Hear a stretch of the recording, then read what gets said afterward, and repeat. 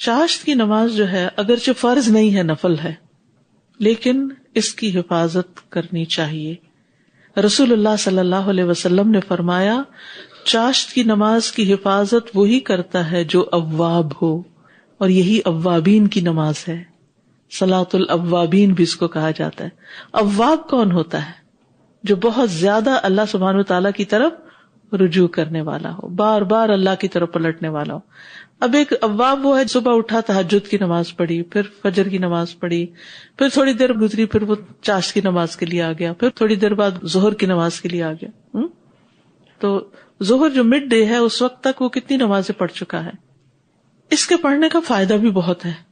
اس کے پڑھنے سے تمام دن اللہ کی کفایت ملتی ہے، اللہ کافی ہو جاتا ہے. رسول اللہ صلی اللہ علیہ وسلم نے فرمایا، تمہارا رب فرماتا ہے، اے ابن آدم، کیا تم اس بات سے عاجز آ گئے ہو کہ تم دن کے ابتدائی حصے میں 4 رکعتیں پڑھو اور میں ان کے بدلے میں تمہارے دن کے آخر تک تمہاری کفایت کروں، تمہیں کافی ہو جاؤں، تمہارے سارے معاملات آسان ہو جائیں. یعنی جو شخص یہ 4 رکعتیں ادا کر لیتا ہے اس کے معاملات اللہ کے ذمے ہو جاتے ہیں. یوں لگتا ہے جیسے آپ نے سارا اپنا بوجھ اتار کے رکھ دیا، آف لوڈ ہو گئے. اب ہے کوئی ٹیک کیئر کرنے والا، وہ کر دے گا، ساری چیزیں ٹھیک ہو جائیں گی.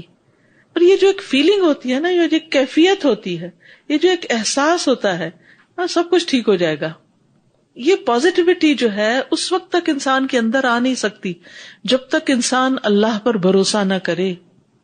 اور یہ بھروسہ خالی کہنے سے نہیں ہوتا، اس بھروسے سے پہلے کچھ کرنا بھی ہوتا ہے.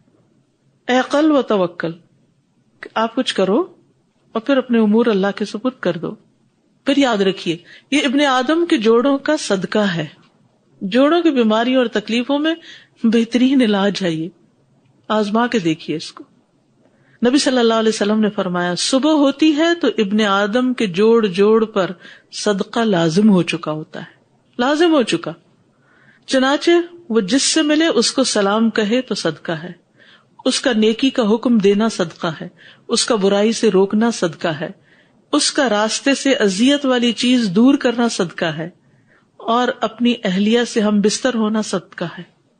اور ان سب سے چاشت کی 2 رکعتیں کفایت کرتی ہیں. یعنی اگر ان میں سے کوئی اور نیکی کا کام نہیں ہو سکتا تو چاشت کی 2 رکعتیں جو ہیں یہ سب صدقوں کو پورا کر دیں گی، جوڑ جوڑ کا صدقہ ادا ہو جائے گا. بعض اوقات ایک انسان صرف اکیلا گھر میں ہے، کوئی ہے ہی نہیں اس کے پاس، وہ کس کو سلام کرے، کس کو نیکی کا حکم دے، کس کو برائی سے روکے، کون سی راستے سے اذیت والی چیز دور کرے. اب کیا کرے؟ کسی کو بھی اللہ نے محروم نہیں کیا. 2 رکعتیں چاشت کی نماز، تو اپنے بدن کا روز صدقہ.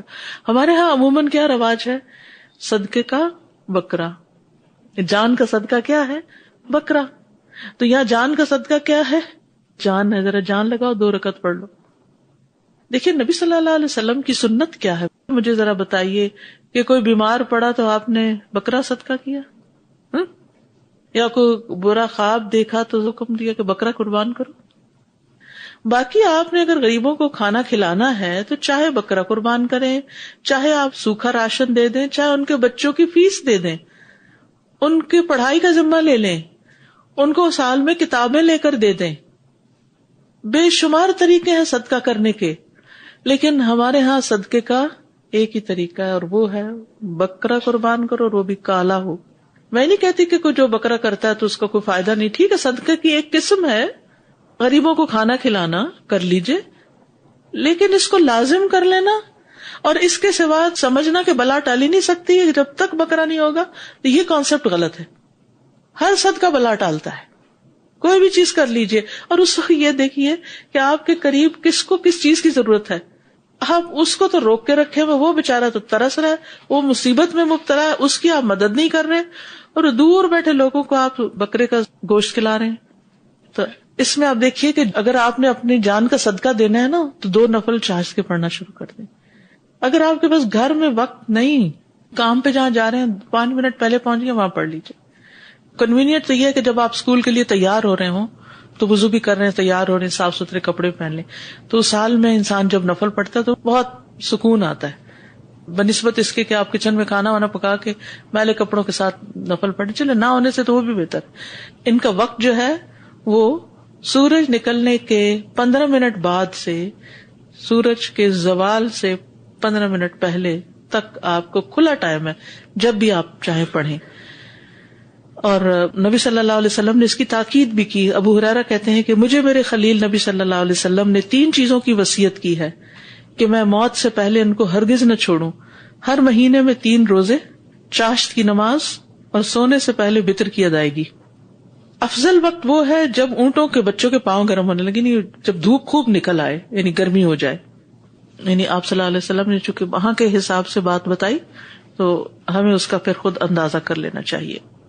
قاسم شیبانی کہتے ہیں کہ زید بن ارقم رضی اللہ عنہ نے کچھ لوگوں کو چاشت کے وقت نماز پڑھتے دیکھا تو کہا، یہ لوگ اچھی طرح جانتے ہیں کہ یہ نماز اس وقت کی بجائے ایک اور وقت میں پڑھنا افضل ہے، کیونکہ رسول اللہ صلی اللہ علیہ وسلم نے فرمایا اوابین کا معنی ہے اطاعت گزار، توبہ کرنے والے اور اللہ کی طرف رجوع کرنے والے لوگوں کی نماز اس وقت ہوتی ہے جب اونٹ کے دودھ چھڑائے جانے والے بچوں کے پاؤں گرمی سے جلنے لگتے ہیں، یعنی اتنی دھوپ نکل چکی ہوتی ہے. ابن باز کہتے ہیں اس کا وقت سورج کا ایک نیزے کے بقدر بلند ہو جانے سے لے کر اور زوال سے پہلے سورج کے رک جانے تک ہے، اور بہتر یہ ہے کہ تپش کی شدت کے بعد اس نماز کو شروع کیا جائے، اور یہی صلاۃ الاوابین ہے. معاذہ بیان کرتی ہیں کہ انہوں نے حضرت عائشہ سے پوچھا کہ رسول اللہ صلی اللہ علیہ وسلم کی چاشت کی نماز کی کتنی رکعتیں ہوتی تھی؟ تو انہوں نے کہا 4 رکعتیں، اور جتنی چاہتے بڑھا دیتے. مہانی کے گھر آپ نے 8 پڑھی، 2 سے صدقہ ادا ہو جاتا ہے، 4 سے دن کی کفایت ہو جاتی ہے. اور اگر زیادہ بڑھانا چاہیں، آپ کے پاس کبھی وقت زیادہ بھی ہوتا ہے اور کبھی نہیں بھی ہوتا، تو کم از کم 2 تو پڑھیں، لیکن زیادہ آپ جتنی چاہیں پڑھ لیں.